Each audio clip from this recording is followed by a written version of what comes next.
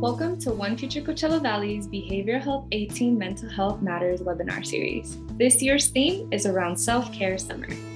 During this three-part workshop series, speakers include Coachella Valley behavioral health professionals, award-winning Coachella Valley High School Health Academy students, and myself. We hope to bring awareness, resources, and tips and tricks on what you can do as an advocate for mental health and highlight what the Coachella Valley has to offer you this self-care summer. By the end of our time together, you will be able to know what you can do for your own wellness, understand what you can do as a student to destigmatize mental health, and lastly, how you can include mental health as a career to make a living. My name is Jazmin Rojas, your host.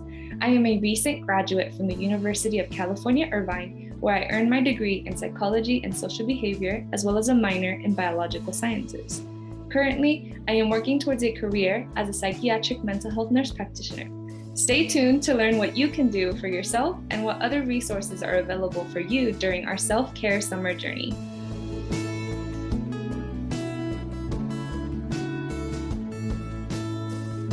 Hi and welcome. We're glad that you could join us today. My name is Jodie Capper and I'm the lead teacher in the Behavioral Health Pathway within the Health Academy at Coachella Valley High School.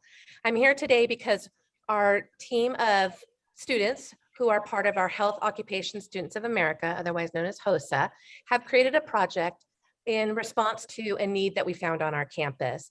What I'd like to do is go ahead and have my students introduce themselves, and then we'll go ahead and tell you about our project. So my name is Freddie Centeno. I'm a junior at Coachella Valley High School, and I want to become a psychologist when I grow older. Hi, everybody. My name is George Vaca. I am also a junior and a student at Coachella Valley High School, and I would also like to pursue a career in psychology when I get older. Hello, my name is Ana Santos. I am also a junior in Coachella Valley High School, and I would like to be a medical examiner as my future profession. Hi, my name is Alina Andrade. I'm also a junior at Coachella Valley High School, and I want to become a veterinarian. Thank you. So in the beginning of the school year, we came back from being 2 years in virtual learning, and we could sense a definite vibe on our campus that people were having anxiety and issues with coming back to in-person learning. So what we did was we went ahead and did a social emotional learning survey of our students on our campus. And once we got that data, we found that indeed what we were sensing as a vibe was in fact happening, that there were some mental health issues that needed to be addressed on our campus. And they became a challenge at that point to see how can we service all of our kids. So what we did was, after sharing some of this data with our students, they were motivated to try to make some sort of a resource that would be available and targeted towards services that were meaningful to students. One of the things that our students found when trying to talk to people about getting services was there was a hesitancy to talk to somebody face to face. They wish that they could do something with texting. It's very much a different kind of a feel than when an adult needs help. If I need help, I don't have an issue calling somebody and talking to them. But what we found was in dealing with the high school population, that was not something that was necessarily meaningful or in their comfort zone. So the challenge began to create a list of resources that our students could use that would be meaningful to how they wanted to receive help. So our HOSA team went ahead and started to tackle this problem on our campus.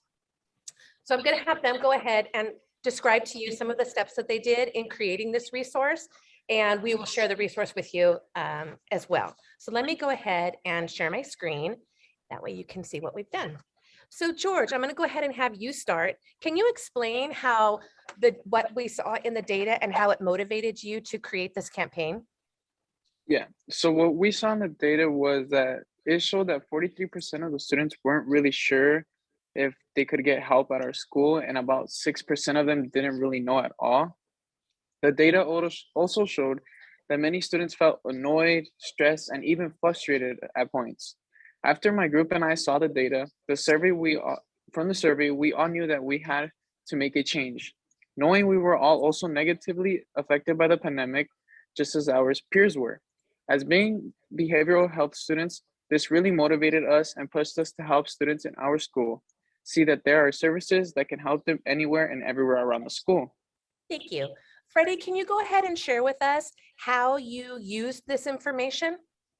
Yes, of course. So how we use this information is that an opportunity was presented to us by OneFuture Coachella Valley to publish an article about mental health to a mental wellness news article called Desert Health. Another way that we use this information is through a health fair. A health fair was planned by our Health Academy here at Coachella Valley High School. And within the health fair, we set up a booth showcasing QR codes like the one that you saw at the entry slide that were available for students to come up and scan the QR code. We had a broad spectrum of QR codes, from specific QR codes that cater to the needs of the students to a QR code that had a list of resources that could cater to any need. Another way that we use this information is we presented it to OneFuture behavioral alignment team. After making our presentations and the health fair, we had a lot of interaction with students on our campus. After the interactions, we found the preferences for how to receive care and things like that. Dana, can you tell us how, after hearing the feedback from your peers, you shaped how we moved forward with this project?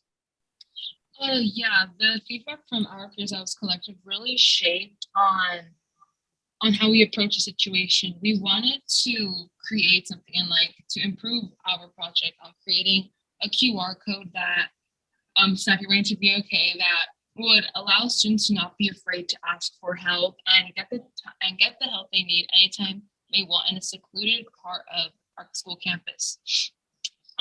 With the idea of processing and compiling the information into a QR code, we selected websites that can be used as reliable tools to aid students in coping with the three most common mental health challenges: stress, anxiety, and depression. Also, these resources can be found on the OneFuture website, and it can be used during the summer. It's never just limited to on school campus. That sounds awesome. Eileen, can you talk about how we want to move forward with making this resource available to a larger amount of our community?